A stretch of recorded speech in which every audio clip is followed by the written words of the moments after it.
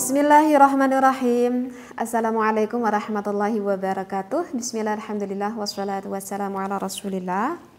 Para jamaah al-asran yang saya hormati semuanya ya, tentu yang saya cintai juga semuanya.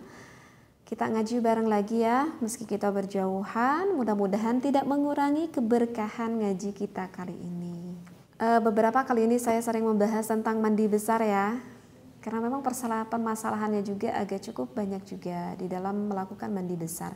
Dan ini tuh wajib diketahui loh, terutama bagi pasangan suami istri gitu. Karena kalau misalkan sampai terjadi, jangan sampai kita itu gak tahu ilmunya, gak paham ilmunya. Karena itu nanti dari mandi besar itu kan berhubungan dengan ibadah kita keseharian ya. Dengan ibadah apa berhubungannya?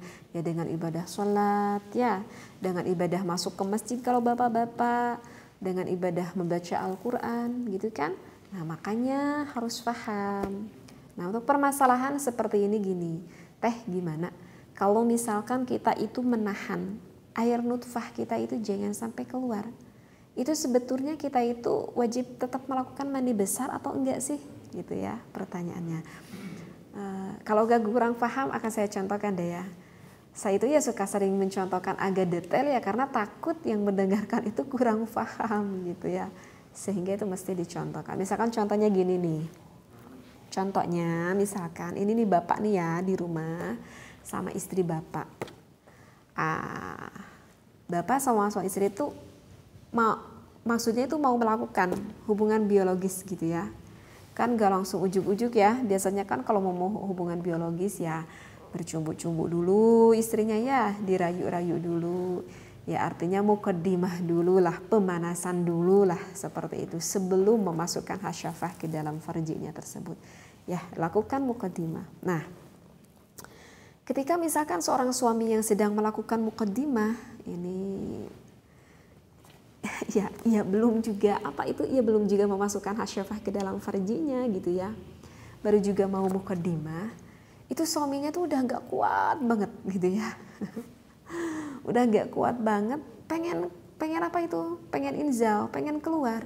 Bahkan yang dirasakan oleh suaminya itu, kok rasa-rasanya itu maaf banget ya dengan pembahasan ini. Tetapi kan ini fikih ya, karena kalau fikih itu harus jelas, karena kalau gak jelas nanti ya takutnya gak paham.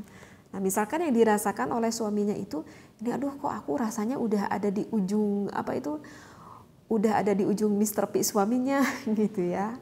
Tetapi sama suaminya itu ditahan. Kenapa ditahan? Karena misalkan anak tuh ketuk pintu misalkan. Siapa nih yang di rumah pernah ngalamin seperti ini? Misalkan anaknya ngetuk pintu gitu, pintu kamar. Mah minta jajan. Nah biasanya gitu ya. Mah minta jajan, mau jajan. Berisik aja itu anak tuh di luar, ngetuk pintu, minta jajan misalkan nih. Ya otomatis kan gak bisa dilanjutkan kan oleh pasangan suami istri tersebut. Udah nih, udah beres. Nah gak keburu dilanjutkan, misalkan apa karena anaknya nangis atau gimana lah, sehingga istrinya itu yang menenangkan dulu anaknya. Nah yang menjadikan pertanyaan itu, bagi sang suaminya itu harus mandi besar gak sih? Sedangkan perasaan sang suami itu air nutfahnya itu udah ada di ujung Mr. P-nya gitu ya. Udah agak pengen keluar banget gitu. Maka kalau saya lihat di dalam kitab Majmu' Syarah Muhadzab ya, di sini bisa dilihat pada juz kedua pada Sahifah 140. Asal satunya ada permasalahan ketiga ya. Ini berarti ada permasalahan nyambung yang ke sebelumnya. Lau qabbala imra'atan. Kalau misalkan seorang suami, kublah itu artinya mencium ya. Misalkan mencium istrinya, fa'ahassa, sampai merasa tuh suaminya tersebut bintiqalil mani, sampai mau sedikit lagi, mau keluar air nutfahnya ataupun air maninya itu. Wa nuzulin, tegasnya tuh udah sampai agak di ujung-ujung gitu ya, mau keluarnya. Fa'amsaka, tetapi sengaja ditahan nih oleh suaminya tersebut, dzakarahu, dzakarnya itu, falam yakhruj, sehingga karena ditahan sehingga agak sampai keluar.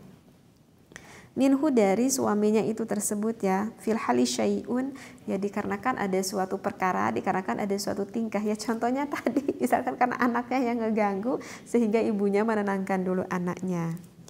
Wala alima khurujahu ba'da dzalika, dan tidak mengetahui keluarnya yang disebut fala ghusla alaihi indana. Maka di sini dikatakan fala ghusla, maka tidak perlu melakukan mandi besar. Ini menurut yang disampaikan menurut para ulama kafatan. Jadi kalau di dalam kitab Syarah Muhadzab ini, meskipun sang suami merasa udah agak di ujung banget, kayaknya kalau dipegang akan keras, kayaknya akan keluar deh.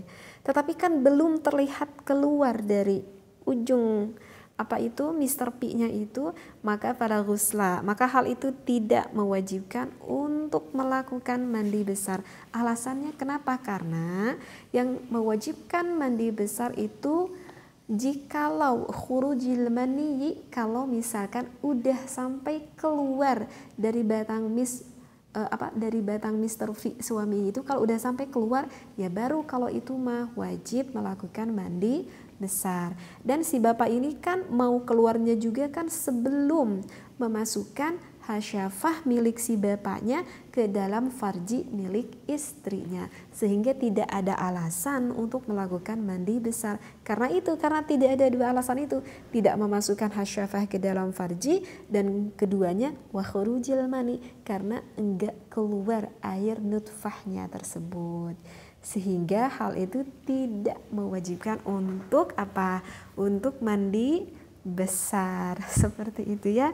Karena tadi alasannya karena terganggu sama anaknya itu. Siapa nih bagi pasangan suami istri di luar sana yang pernah ngalamin seperti itu, kayaknya harus ngacung nih gitu ya.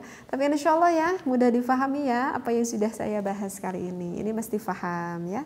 Wallahu a'lam, wabillahi taufiq wal hidayah. Wassalamualaikum warahmatullahi wabarakatuh.